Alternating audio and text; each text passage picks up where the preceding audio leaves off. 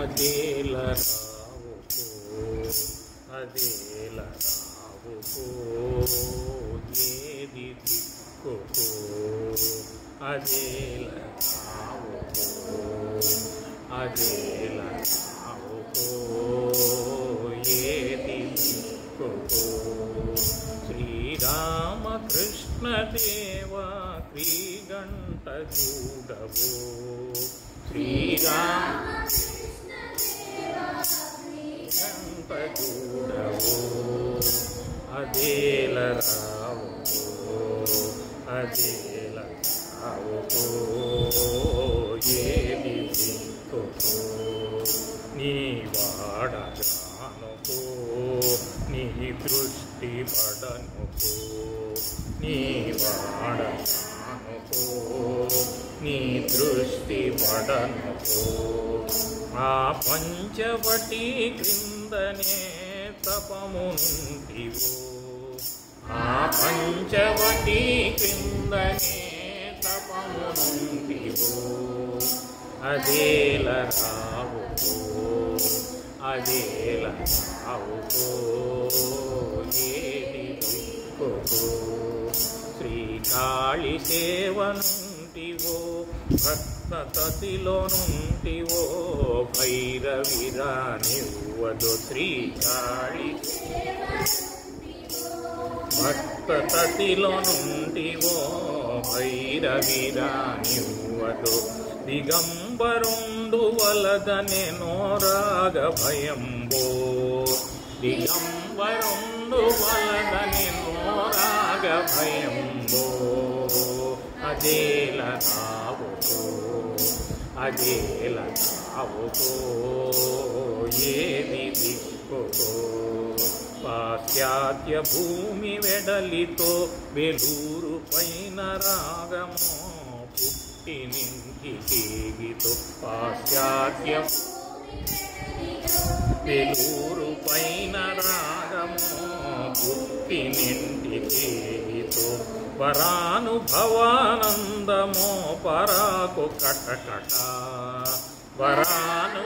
వరానుభవానందమో పరాకు కటకట అదేల రావుకో అదేల రావుకో ఏది దిక్కుకో శ్రీరామకృష్ణ దేవా త్రిగంట చూడవో అదేల రావుకో అదేల రావుకో ఏది దిక్కుకో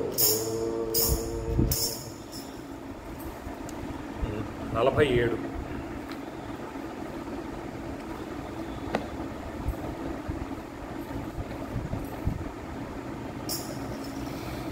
శరణు జొచ్చగా లేవా మనసా భారమాతనికే ఈవా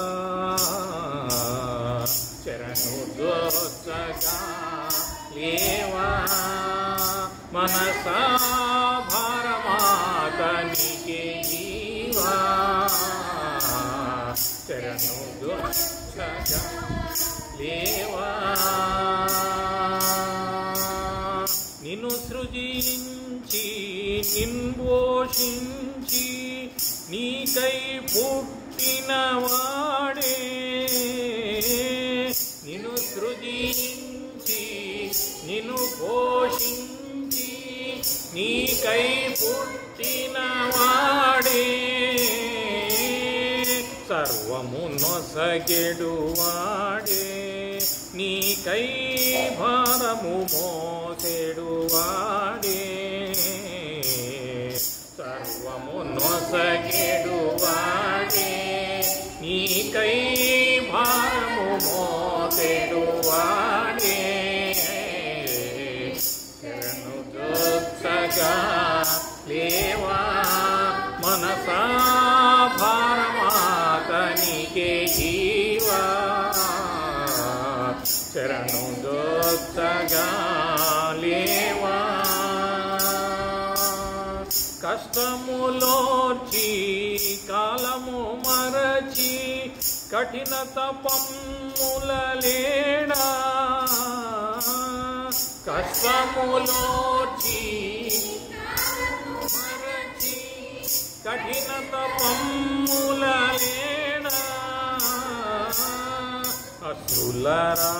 అసులరాల్పగలేదా నీకై వ్యాధి పీడితుడు కాడా అసులరాల్పగలేదా నీకై వ్యాధి పీడితుడు కాడా తెరను దోసగా లేవా మనసా భారమాతనికే ఈవా తెరను దోసగా లేవా భక్తియే లేదా భయము లేదా పాప భీతియును లేదా భక్తియే లేదా పాప భీతియును లేదా హృదయమింతయును లేదా ప్రభుపై కృతజ్ఞతయును లేదా హృదయమింతయును లేదా ప్రభుపై కృతజ్ఞతయును లేదా శరణు దోచగా లేవా మనసా భారమాతనికే ఈవా శరణు దోచగా లేవా అతడే ప్రభువు అతండే గురువు అవ్వాడే నీ దైవం అతడే ప్రభువు అతండే గురువు అవ్వాడే నీ దైవం రామకృష్ణుడే సర్వం వినవే అనుభవమూర్తియునతడే రామకృష్ణుడే సర్వం వినవే అనుభవమూర్తియునతడే శరణు దోచగా లేవా మనసా భారమాతనికే ఈవా శరణు దోచగా లేవా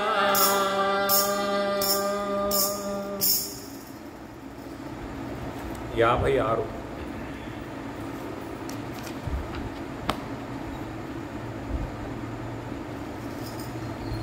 అమ్మను మా శారదమ్మను రండి కొలువను అమ్మను మా శారదమ్మను రండి కొలువను సర్వ జగతి మాతృ ప్రేమ ముంచిన తల్లి సర్వ జగతి మాతృ ప్రేమ ముంచిన తల్లి భర్తను తన తల్లిగా వీక్షించెడు తల్లి భర్తను తన తల్లిగా వీక్షించెడు తల్లి ఎవ్వరు పొలంగనెవ్వరు ఎవ్వరు ఎవ్వరు అమ్మను మా శారదమ్మను రండి కొలువను రూపమనగా మేలిమి బంగారు బొమ్మగా రూపమనగా బొమ్మగా లోపల నిర్విషయ చంద్రికాచయమ్ముగా లోపల నిర్విషయ చంద్రికాచయమ్ముగా గాంచుటతో తెలియకనే గురుపద పద్మములకే లాగెడు తల్లి రక్షించెడు తల్లి గాంచుటతో తెలియకనే గురుపద పద్మములకే లాగెడు తల్లి రక్షించెడు తల్లి ఎవ్వరు పొలంగనెవ్వరు ఎవ్వరు పొలంగనెవ్వరు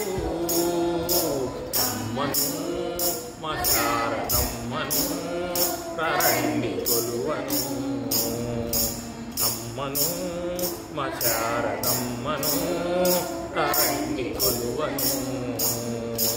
శాంతిరసము లోకములను ముంచివేయగా, శాంతిరసము ముంచివేయగా, సాక్షాత్తు బ్రహ్మదీప్తి జగతి నాడగా, సాక్షాత్తు బ్రహ్మదీప్తి జగతి నాడగా, కాళికయే కాళికయే చిరునగుతో సకల సృష్టి ప్రేమమయము సేయగరాదే, అనుభవము నీయదే. కాళికయే కాళికయే చిరునగుతో సకల సృష్టి ప్రేమమయము సేయగరాదే, అనుభవము నీయదే. ఎవ్వరు పొలంగనెవ్వరు, ఎవ్వరు పొలంగనెవ్వరు. అమ్మను మా శారదమ్మను రండి కొలువను. అమ్మను మా శారదమ్మను రండి కొలువను.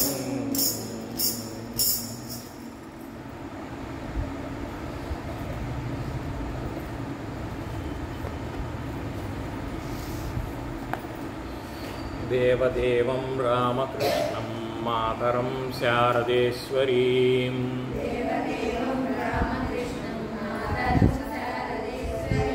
వివేకమునివరం వందే అనుభవానందయతివరం.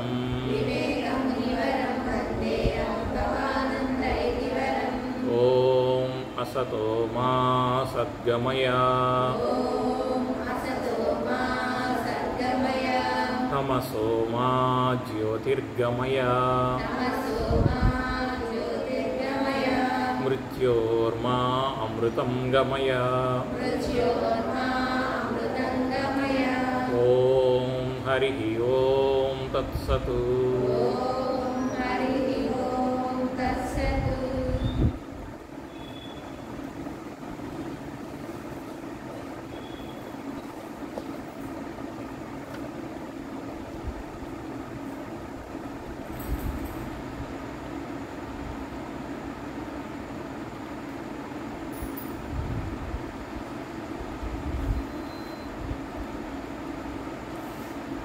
వివేకానంద స్వామి గురించి చెప్తూ ఆయన తర్వాత జీవితంలో ఈ సోదర శిష్యులందరితో కలిసి ఉన్నప్పుడు వివేకానంద స్వామి చెప్పుకొచ్చారు. ఆ ఘట్టంలో రామకృష్ణుల వారితో నేను దక్షిణేశ్వరంలో వచ్చి పోతూ ఉన్నప్పుడు ఆ కాలఘట్టంలో నేను అనుభవించిన ఆనందం నా జీవితంలో మరి ఇంకెప్పుడూ అనుభవించలేదు. అంత ఆనందం. ఆయన శిక్షణ ఎలా ఇచ్చారు అంటే అందరినీ కనిపెట్టి ఎవరు ఎటువంటి మనస్తత్వం వాళ్ళు, ఎవరికి ఏం చెప్పాలో, ఏ ఉపదేశం చేయాలో, ఎవరిని ఎక్కడ జాగ్రత్తగా ఉండమని చెప్పాలో, హెచ్చరించాలో ఇవన్నీ చూసుకుంటూ మళ్ళీ వాళ్ళకి శిక్షణ ఇస్తున్నట్టు కూడా తెలియకుండా వాళ్ళకి ఆనందంగా వాళ్ళతో గడుపుతూ ఒక శిక్షకుడుగా ఆయన ఎప్పుడు వాళ్ళకి కనపడకుండా అలాగా ఆయన వాళ్ళందరినీ కూడా ఒక తాటిలో కట్టి ఉంచారు. అందరు మనస్తత్వాలు వేరువేరు అయినా సరే ఒక తాటి మీదకి తీసుకొచ్చి అందరినీ ఒక బృందంలాగా తయారు చేసి బృందానికి వివేకాంశం నాయకుడు అన్నట్లుగా వాళ్ళందరికీ కూడా భావం కల్పించేట్టుగా దృఢంగా ఏర్పరిచారు. ఎందుకంటే ఆ మనుషుల మధ్య బంధం అంత దృఢంగా బాగుంటేనే తర్వాత ఎంత సంస్థ ఉన్నా ఏం చేసినా కానీ చెక్కు చెదరకుండా ఉంటాయి. వీళ్ళ మధ్యలోనే ఏమన్నా తేడాలు పొరపచ్చాలు వచ్చాయి అంటే ఏ సంస్థ నిలవదు. అందుకని ఆయనకి బాగా తెలుసు వీళ్ళందరిలో ముందు ఐకమత్యం తీసుకురావాలి, వీళ్ళందరినీ ఒకళ్ళకొకళ్ళు అభిమానం ఉండేట్టు అందరికీ కలిసికట్టుగా నాయకుడిలాగా వివేకానంద స్వామిని అట్లాగా అందరికీ నూరు పోసి అందరినీ జాగ్రత్తగా అలా కాపాడుకొచ్చారు అని నిన్న చూశాం. ధ్యాన సమయంలో మనస్సు ఒకంత ఏకాగ్రతను పొందినప్పటికీ సముచిత ధ్యేయం కొరవడినందున పరిపూర్ణంగా ఏకాగ్రం అయ్యేది కాదు. ధ్యానం ఇది వివేకానంద స్వామి చెప్తున్నారు తన విషయం. ధ్యానంలో బాగా నేను అన్ని అభ్యాసం చేసి సాధన చేసి ధ్యానంలో బాగా నిష్ణాతుడు అయ్యాను. కానీ ధ్యానం అంటే 3 ఉండాలి కదా. ధ్యేయ వస్తువు, ధ్యానించేవాడు, మధ్యలో ఈ ప్రక్రియని ధ్యానం అని అంటారు. అక్కడ ధ్యేయ వస్తువు లేదు. ధ్యానం ఉంది, ధ్యానం చేసేవాడు ఉన్నాడే కానీ ఎవరి మీద ధ్యానం చేస్తున్నామో వాళ్ళు అక్కడ దాని మీద స్పష్టత రాలేదు ఇంకా, అందుకని సరిగ్గా రావట్లేదు, ఫలవంతం అవ్వట్లేదు అని. అటువంటి సమయంలో మేము ఏం చేయాలో ఆయన్ను అడిగాం. అప్పుడు రామకృష్ణ వారిని అడిగారు. అందుకు ఆయన అటువంటి పరిస్థితిలో తాము స్వయంగా గతంలో ఏం చేశారో మాకు తెలియజేయడమే కాకుండా ఉపయోగకరమైన పలు విధానాలను కూడా సూచించారు. అటువంటప్పుడు ఏం చేయాలి అనేది ఆయన మాకు స్పష్టత ఇచ్చారు. ఆయనకు కూడా ఆ దశ ఎదురైనప్పుడు ఆ దశలో ఆయన ఏం చేశారో అది చెప్పారు. ఇంకా ఏమేం చేయొచ్చు అన్నీ చెప్పారట. ఉపయోగకరమైన పలు విధానాలు, ఇంకా ఏమేమి విధానాలు ఉన్నాయో, ఏ రకంగా చేయాలో అవన్నీ చెప్పారట. ఒకసారి బ్రహ్మ ముహూర్తంలో ధ్యానం చేయడానికి కూర్చున్నప్పుడు అలం బజార్లోని జనపనార కర్మాగారం నుంచి వెలువడే ఈల వంటి ధ్వని నా మనస్సుకు ఎంతో అవరోధం కలిగించడం నాకు బాగా జ్ఞాపకం. ఇక్కడ రామకృష్ణ వారికి చెప్పుకుంటున్నారు ఆయన వచ్చి. నేను ధ్యానానికి కూర్చునే సమయంలో వాళ్ళ ఇంటి దగ్గర అలం బజార్లో ఒక మిల్లు ఉంది. మిల్లులో ఆ టైం ప్రకారం ఒక సైరన్ అనేది మోగుతుంది. అది మోగి నాకు ధ్యానం చేయనివ్వకుండా బాగా ఇబ్బంది పెడుతుంది. మరి దాన్ని ఎలాగ ఆ అడ్డంకి ఎలా తొలగించుకోవాలి అని రామకృష్ణ వారిని అడిగారట వివేకానంద స్వామి. ఈ విషయం గురించి ఆయనతో ప్రస్తావించారు.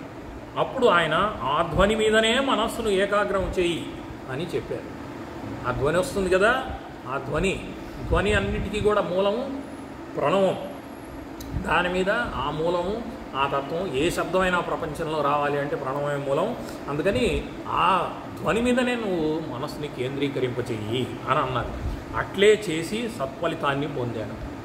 నేను ఆ పని చేశాను, ఆయన చెప్పినట్టుగా చేసిన తర్వాత నాకు తృప్తికరంగా నా పని సఫలమైంది అని అంటారు. మరొక సందర్భంలో దేహాన్ని విస్మరించి మనస్సును ధ్యేయం మీద ఏకాగ్రం చేయడానికి ఎంత ప్రయత్నించినా సాధ్యం కాకపోవడంతో ఆయనకు ఆ విషయాన్ని తెలిపాను.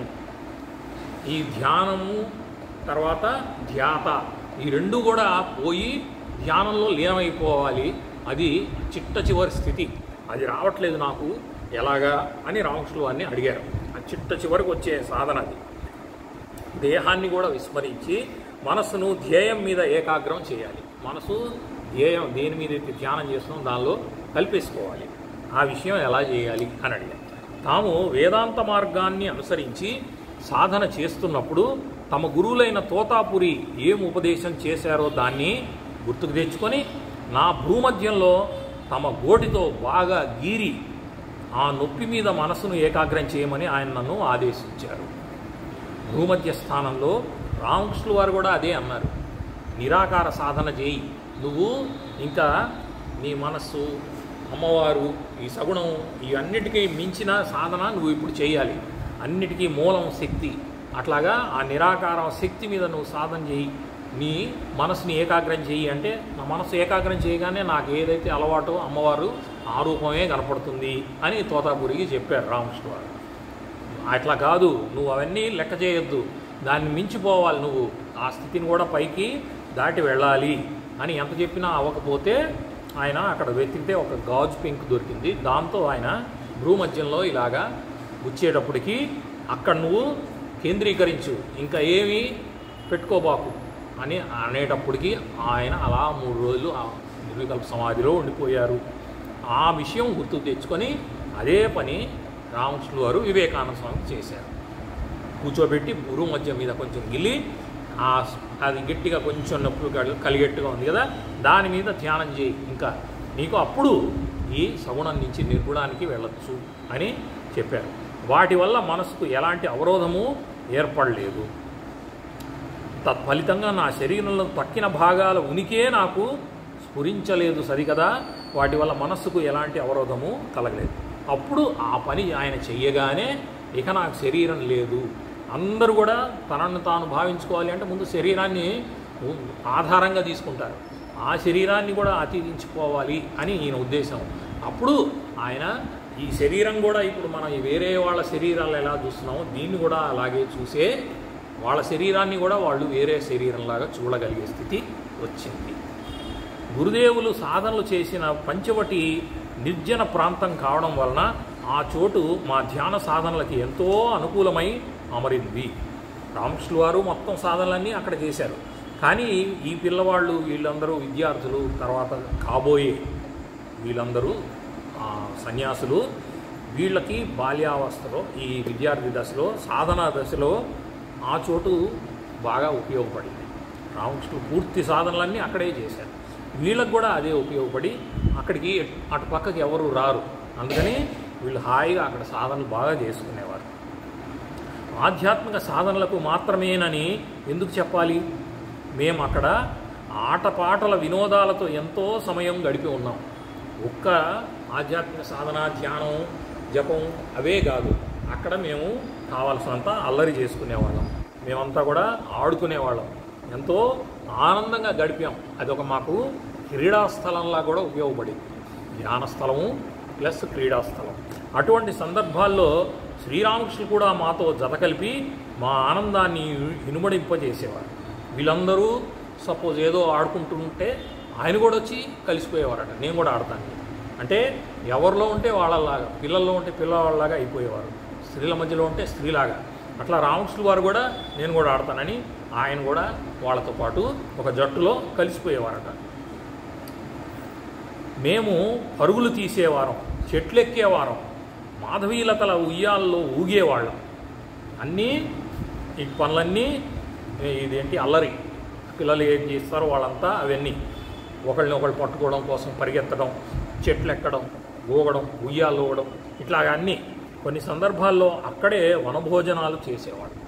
భోజనం అక్కడికి తీసుకొచ్చుకొని పంచవటి కింద అక్కడే శుభ్రంగా హాయిగా తినేవాడు. అటువంటి ఒక సందర్భంలో స్వహస్తాలతో నేను వండిన వంటకాలను స్వయంగా శ్రీరామకృష్ణులు ఆరగించారు. ఈ వివేకానంద స్వామికి వంట కూడా బాగా వచ్చు. అందుకని ఆయన పంచవటి కింద ఒక కొత్త రకంగా ఉండాలి అని అక్కడే వంట చేసి ఆ వంటని రామకృష్ణుల వారికి కూడా ఆయన పెట్టారట. అది ఆయన ఆరగించారు. బ్రాహ్మణేతరులు వండిన వంటకాలను ఆయన భుజించరు అని నాకు తెలుసు. ఆయన బ్రాహ్మణులు తప్ప ఇంకెవరు ఏం చేసినా తీసుకోరు. కలకత్తా వెళ్ళినప్పుడు కూడా బలరాం బోస్ వాడి ఇంటికే వెళ్ళేవారు. ఎక్కడికి వెళ్ళినా అక్కడ ప్రసాదం కొంచెం ఏదో తీసుకునేవారే కానీ భోజనానికి మాత్రం వీళ్ళ ఇంటికే వచ్చేవారు. కానీ వివేకానంద స్వామి మీద అంత అభిమానం, అంత ప్రేమ ఉంది కాబట్టి ఆయన వండినది తీసుకున్నారు. కాబట్టి ఆల నైవేద్యాన్ని ఆయన కోసం ఏర్పాటు చేద్దాం అనుకున్నాను. కానీ అలా చేయవద్దని నన్ను వారించి, సత్వగుణ సంపన్నుడైన నీ వంటి వ్యక్తి వండిన భోజనం తిన్నా నాకేమీ కాదు అని, నీకు పూర్తిగా సత్వగుణం ఉంది, నువ్వు వండిన వంట వల్ల నాకేం నష్టం జరగదు అని చెప్పి, అసలు వాళ్ళు గురు శిష్యుల కంటే కూడా తండ్రి కొడుకుల్లాగా, రామకృష్ణుల వారి తండ్రి ఈయన కొడుకులాగా చూసుకునేవాడు. ఇంకా అటువంటి సంబంధం ఉన్నప్పుడు ఇంకా ఇవన్నీ పట్టించుకోరు, నువ్వేంటి నేనేంటి ఏమీ ఉండవు అవన్నీ.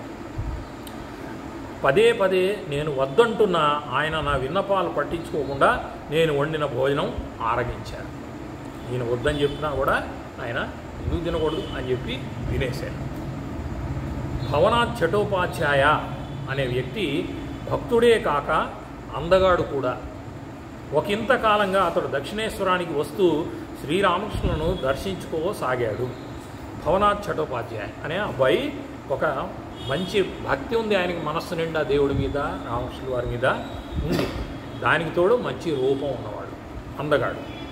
భక్తి, విశ్వాసం, వినయ విధేయతలు, సరళత్వం వంటి సగుణాలు సంతరించుకున్న కారణంగా అతడు శ్రీరామకృష్ణులకు ప్రీతిపాత్రుడు అయ్యాడు. మంచి సుగుణాలు ఉన్నాయని చెప్పి ఇంకా అటువంటి వాళ్ళని రామకృష్ణుల వారు తప్పకుండా ఆప్యాయంగా ఆకర్షించి మళ్ళీ రమ్మని బాగా వాళ్ళకి దగ్గర అయ్యేవారు. అలా ఈయన కూడా దగ్గర అయ్యాడు. అతడికి నరేంద్రునితో పరిచయమై మెల్లగా ఆ పరిచయం స్నేహంగా మారింది. ఈయన దగ్గరికే రప్పించుకోకుండా, కలకత్తాలో ఉంటారు మీరు కాబట్టి కలకత్తాలో నరేంద్రుడి దగ్గరికి వెళ్ళండి అని చెప్పి అక్కడికి వెళ్ళి వాళ్ళతో స్నేహం చేయమని ప్రోత్సహించేవారు. అప్పుడు ఈయనకి నిజంగానే అక్కడికి వెళ్ళి వివేకానంద స్వామి దగ్గరికి ఈ భవనాథ్ వాళ్ళిద్దరు మంచి స్నేహితులైపోయారు. అతడికి నరేంద్రునితో పరిచయమై మెల్లగా పరిచయం స్నేహంగా మారింది. అతడికి గల స్త్రీల వంటి కోమలత్వాన్ని, నరేంద్రుని పట్ల అతడికి ఉన్న అసాధారణ ప్రేమను చూసి శ్రీరామకృష్ణులు కొన్ని సమయాల్లో బహుశా పూర్వజన్మలో నువ్వు నరేంద్రుడి భార్యవై ఉండి ఉంటావు అని ఎగతాళిగా అనేవారు. బాగా అంటిపెట్టుకొని నరేంద్రుడితో అంతా స్నేహం అయిపోయాడు. ఈయన ఈ వివేకానంద స్వామికి ఉన్న ధీరత్వాలు పురుషకారం అవన్నీ ఏం లేవు ఈయనకి భవనాథ్. కానీ కోమలంగా మృదువుగా ఉండేవాడు. ఎప్పుడు ఆయన ఏం చెప్తే అంతే, ఇంకా ఆయన చెప్పినట్టుగా ఉండి ఆయన నీడలాగే ఉండేవాడు. అందుకని ఎగతాళి చేశారు, మీరు పోయిన జన్మలో భార్యాభర్తలై ఉంటారు అని. భవనాథ్ బారానగరంలో ఉండేవాడు. అవకాశం దొరికినప్పుడల్లా నరేంద్రుణ్ణి భోజనానికి తన ఇంటికి తోడుకొని వెళ్ళేవాడు.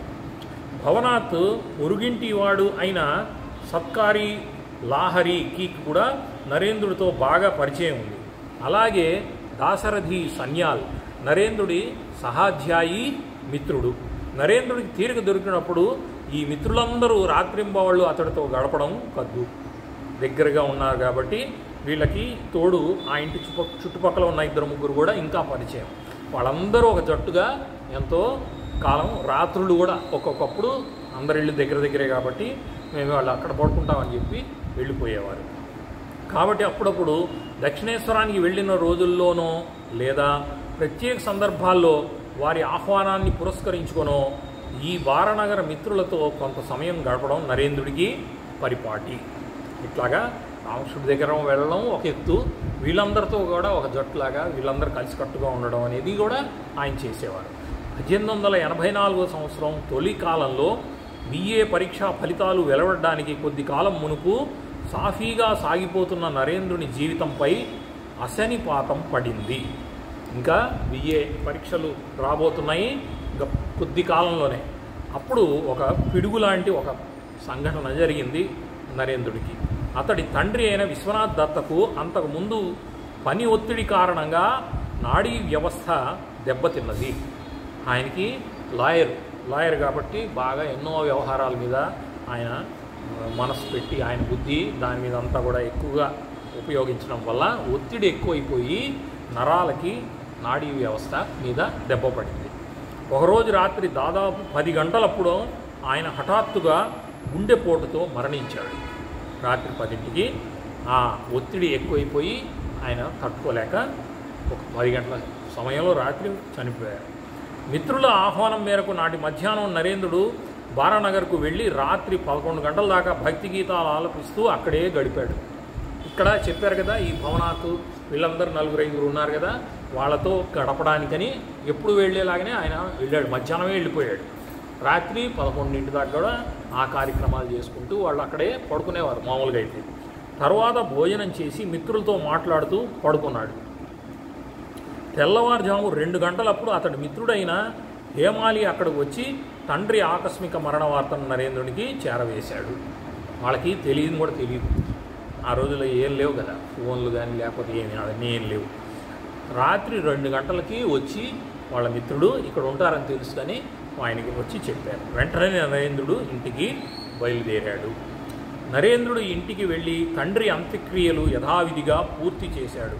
ఆ తర్వాత వాకబు చేయగా కుటుంబ ఆర్థిక పరిస్థితులు కడు శోచనీయ స్థితిలో ఉన్నట్లు నరేంద్రుడికి తెలియవచ్చింది. అప్పుడు దాకా ఏం సంపాదిస్తున్నారు నాన్న, ఇల్లు ఎట్లా గడుస్తుంది ఏమీ తెలియదు ఆయనకి. ఈ నాన్నగారు పోయేటప్పటికి అప్పుడు ఆయనకి అసలు ఏంటి ఇంటి పరిస్థితి ఏంటి, ఆదాయం ఏంటి, మనకి ఏమున్నాయి, ఎక్కడి నుంచి వస్తున్నాయి అవన్నీ చూసుకున్నారు. అక్కడ వాళ్ళ ఆర్థిక స్థితి అస్సలు ఏం బాగాలేదు, ఏమీ మిగలలేదట. సంపాదన కంటే అధికంగా ఖర్చు పెట్టడం వలన ఆస్తిపాస్తులు మిగల్చకపోగా అప్పులు మాత్రం మిగిల్చిపోయాడు నరేంద్రుడి తండ్రి. ఇంకా ఇవ్వాల్సిన బాకీలే ఎక్కువ ఉన్నాయట. వీళ్ళకి ఏమి మిగలకపోగా కట్టాల్సిన డబ్బులు ఎంతో ఉన్నాయట, అవన్నీ వీళ్ళు తీర్చాలి. నరేంద్రుడి తండ్రి సహాయంతో వాళ్ళ బంధువులు తమ ఆర్థిక పరిస్థితులు ఎంతో మెరుగుపరుచుకున్నారు. వాళ్ళందరూ నరేంద్రుడి తండ్రి విశ్వనాథ్ దత్త వాళ్ళ ఆ చుట్టాలందరూ ఈయన మీదకి వచ్చి వాళ్ళ ఆర్థిక పరిస్థితి బాగోలేని వాళ్ళందరూ ఈయన దగ్గరకు వచ్చి ఈయన దగ్గర నుంచి మొత్తం లాక్కొని వాళ్ళ ఆర్థిక పరిస్థితి బాగా చేసుకున్నారు. వీళ్ళ ఆర్థిక పరిస్థితి మొత్తం దిగజారిపోయింది. అందుకు నరేంద్రుని కుటుంబం పట్ల కృతజ్ఞతగా ఉండడానికి బదులు వాళ్ళందరూ వీళ్ళ వల్ల లబ్ధి పొంది ఒక స్థాయికి వచ్చిన వాళ్ళు వీళ్ళకి తోడుగా ఉండాల్సింది పోయి కష్టాల్లో ఉన్నారు కదా, తండ్రి పోయి ఉన్నాడు, ఇన్నాళ్ళు వాళ్ళకి తిన్నాం కదా అనే విశ్వాసం కూడా లేకుండా వాళ్ళు ఏమీ పట్టించుకోలేదు. ఉండడానికి బదులు అప్పటి ఆ కుటుంబ నిస్సహాయ పరిస్థితిని ఎరగా చేసుకొని స్వార్థలాభం పొందగోరారు. అప్పటికీ ఇంకా ఏదన్నా దొరికితే పిండుదాం అనే చూశారు. వాళ్ళు శత్రుత్వం పూని నరేంద్రుని కుటుంబాన్ని ఇంటి నుండి పారద్రోల కుట్ర కూడా పన్నారు. ఎలాగైనా సరే వీళ్ళు ఇంట్లో నుంచి పంపించేసేట్టుగా అప్పుల కింద ఇల్లు రాయించేసుకొని వీళ్ళని బజారు పాలు చేసేద్దాము అని కూడా పన్నాగం వేసుకున్నారట. పైసా ఆదాయం లేకపోయినా ఆ ఇక్కట్లో 5-6 మందిని పోషించవలసి వచ్చింది. వివేకానంద స్వామి, వాళ్ళ అమ్మ, వాళ్ళ అక్క ఉన్నారు, తర్వాత 3 తమ్ముళ్ళు ఉన్నారు.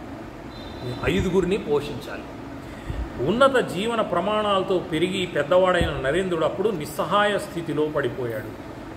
దేనికి కొరత లోటు లేకుండా పెరిగాడు. చిన్నప్పటి నుంచి హాయిగా అన్నీ సౌకర్యవంతంగా ఉన్నాయి. ఇప్పుడు ఒక్కసారిగా గడ్డు పరిస్థితిలో పడిపోయింది. ఈ జీవితంలో ఒక గట్టి పరీక్ష ఇప్పుడు వివేకానంద స్వామి. కుటుంబాన్ని పోషించడానికి ఏం చేయాలో అతడికి పాలుపోలేదు. ఉద్యోగార్థం గడపలు ఎక్కసాగాడు కానీ ప్రతి చోట చుక్కెదురైంది. ఇంత తెలివితేటలు, ఇంత చదువు ఆ రోజుల్లో అసలు ఎంత కొంచెం చదువుకుంటే చాలా వచ్చేది. అట్లాంటిది ఈయన 10th అయిపోయింది, అంత BA కూడా అయిపోతుంది, ఇంకా డిగ్రీ. అట్లాంటి వాళ్ళకి దొరకలేదంటే ఆశ్చర్యం అన్నమాట. ఆ రోజుల్లో ఉద్యోగాలు ఊరినే దొరికాయి. అప్పుడు ఒక పరీక్షలాగా ఈయనకి ఎక్కడికి వెళ్ళినా కానీ దొరకలా కావాలని. అది భగవంతుడు పరీక్ష. దుర్దశ దాపురించినప్పుడు మనిషి చేసే శతకోటి ప్రయత్నాలు విఫలమే అవుతాయి అన్నది ముమ్మాటికి సత్యం. అదేంటి టైం బాగోలేదు అని అంటారు చూసారా, అటువంటప్పుడు ఏం చేసినా అన్నీ తిప్పి కొడతాయి, అన్నీ ఎదురు తిరుగుతాయి. ఏది మనం అనుకున్నట్టు జరగకుండా మన కాలం ఇప్పుడు సరిగా లేదు, మనకి చెడు కాలం నడుస్తుంది అని అనుకోవాల్సిందే. అట్లాగా అయిపోయింది. తండ్రి మరణించాక 3-4 నెలలు భారంగా గడిచిపోయాయి. 3-4 నెలలు అసలు ఎట్లా అయోమయ స్థితిలో అయిపోయింది. అసలు ముందు వాళ్ళ పరిస్థితి వాళ్ళకి తెలుసుకోవడానికే కొంత సమయం పట్టింది. కానీ పేదరికం, అనిశ్చయం అనే కారు మబ్బులు క్రమ్ముకున్న నరేంద్రుని జీవిత ఆకాశంలో ఒక్క ఆశాకిరణమైన పొడ చూపలేదు. ఏ పక్క కూడా ఆశ అనేది కలిగింటుగా లేదట. ఎవ్వరూ సహాయం చేయలేదు. ఇంతకాలం ఈయన అంటిపెట్టుకొని తిరిగిన వాళ్ళందరూ కూడా ఎవ్వరూ వీళ్ళకి తోడుగా నిలబడలేదు, ఎవరూ సహాయం చేయలేదు. ఇంకా వీళ్ళ దగ్గర ఇంకేమన్నా లాగుదామనే చూసేవాళ్ళే అందరూ. మళ్ళీ అతడు ఎప్పుడైనా అటువంటి గాఢాంధకార జీవితాన్ని చవిచూసి ఉంటాడా అన్నది సందేహమే. ఆయన అంత బాధ అనేది జీవితంలో ఇంకెప్పుడు పడలేదు. అంత బాధ అప్పుడు పడ్డాడు. ఆ కాలఘట్టాన్ని గురించి మాట్లాడుతూ అతడు కొన్ని సమయాల్లో మాతో ఇలా చెప్పేవాడు. ఆయన మాటల్లోనే ఆ రోజుల్లో నాకు ఎట్లా గడిచింది అనేది ఆయనే వర్ణన చేస్తున్నారు. మహిళ గడుపు పూర్తి కాక మునిపే నేను అక్కడ ఇక్కడ ఉద్యోగం కోసం తిరిగాను. నాన్నగారు పోయాక ఆ దినాలు అవన్నీ పూర్తి కాకముందే నేను ఉద్యోగం ఇంకెళ్ళాలి, లేకపోతే గడవడం కష్టం ఇల్లు అని ఉద్యోగ ప్రయత్నాలకు వెళ్ళాను.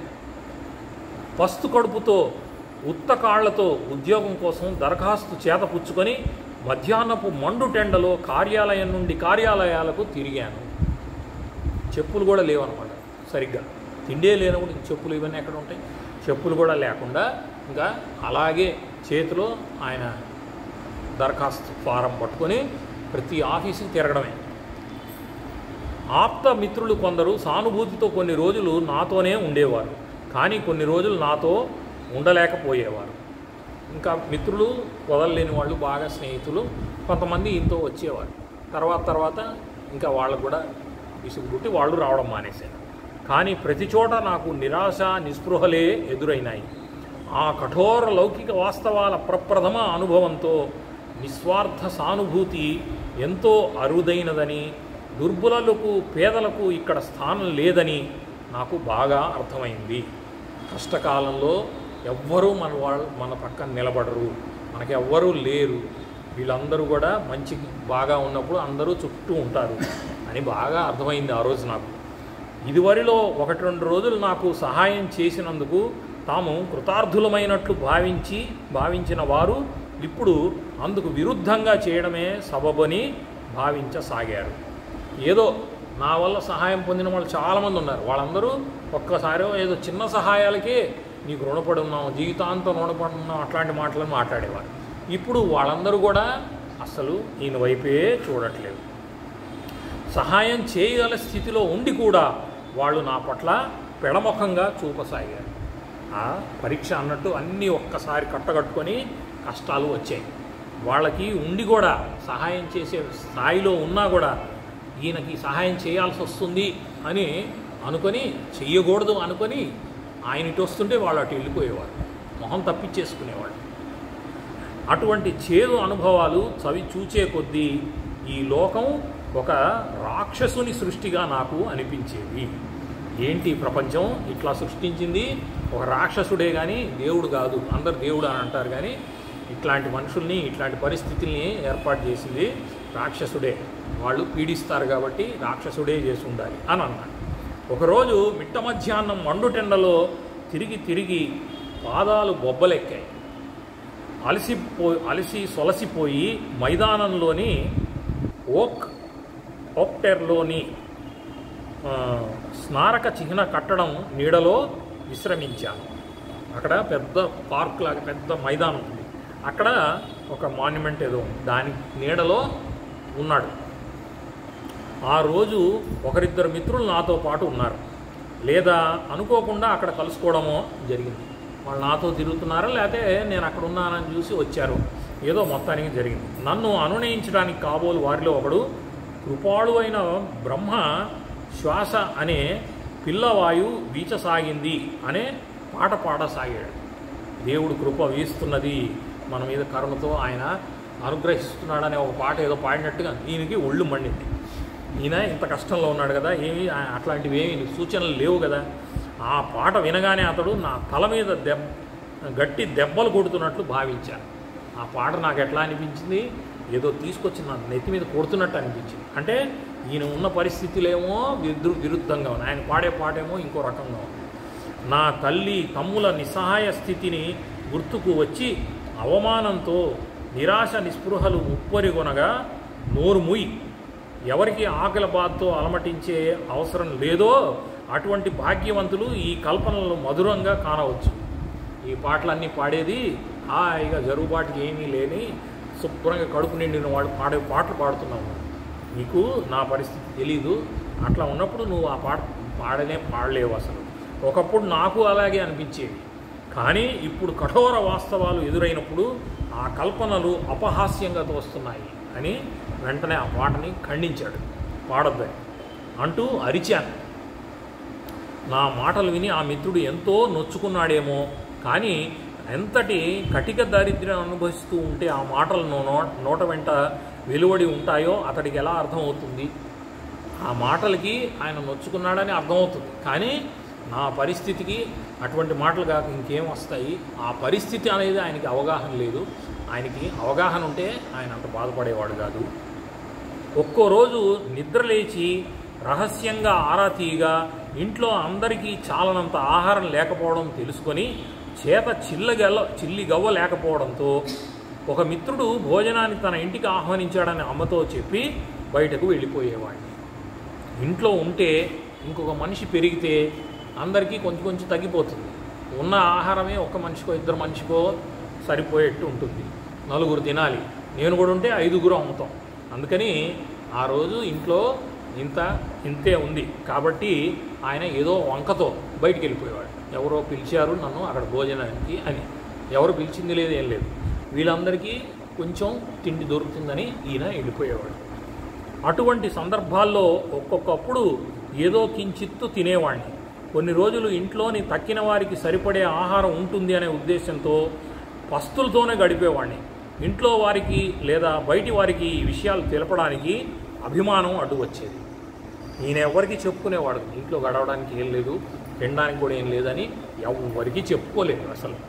ఇంతకు ముందు మాదిరే సంపన్నులైన మిత్రులు తమ ఇళ్లకు లేదా ఉద్యోగాలకు వచ్చి నా పాటలతో తమ ఆనందాన్ని ఇనుమడింప చేయమని కోరేవారు. ఇంతకుముందులాగే ఇళ్ళకి వచ్చి పాటలు బాగా పాడేవాడు కదా, రాయ పాడు అని పిలిచేవారట. వారి కోరికను తిరస్కరించలేక కొన్ని సమయాల్లో వారితో పాటు వెళ్ళి నా పాటలతో వారిని సంతోషపరిచేవాడిని. కానీ నా మనసులోని భావాలను వారికి వ్యక్తపరచాలి అని అభిలషించేవాడిని కాను. వెళ్ళేవాడిని, పిలిస్తే పాటలు పాడేవాడిని, వాళ్ళ ఆనందాన్ని కలిగించి అన్నీ చేసి వచ్చేవాడిని. కానీ ఇంట్లో జరుగుబాటు కావట్లేదు, ఇంత కష్టంలో ఉన్నాను నేను అని ఎవ్వరికి ఇంత కూడా చెప్పలేదు ఆయన. నా పరిస్థితి గురించి తమకు తాముగా వారు ఎన్నడూ విచారించేవారు కాదు.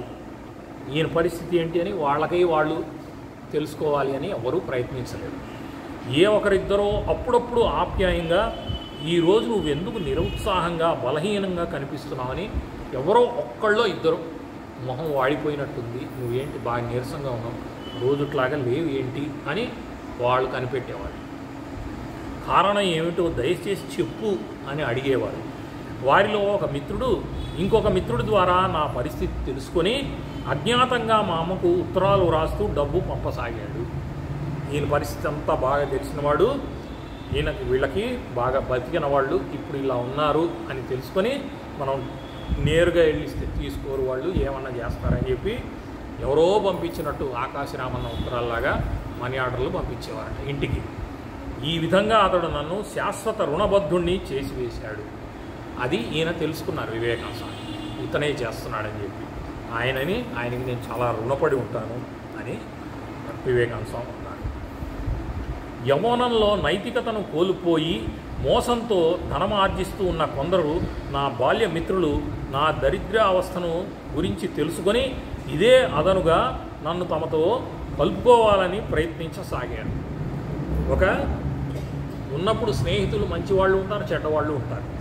ఈ చెడ్డవాళ్ళు ఎవరైతే ఉన్నారో వాళ్ళకి ఇప్పుడు అదును దొరికింది, ఇప్పుడు వీడికి అవసరం వచ్చింది కాబట్టి వీడిని మన దారిలోకి మార్చి వీడిని మనలో కలుపుకోవాలి అని ఒక కుయుక్తి పన్నారు.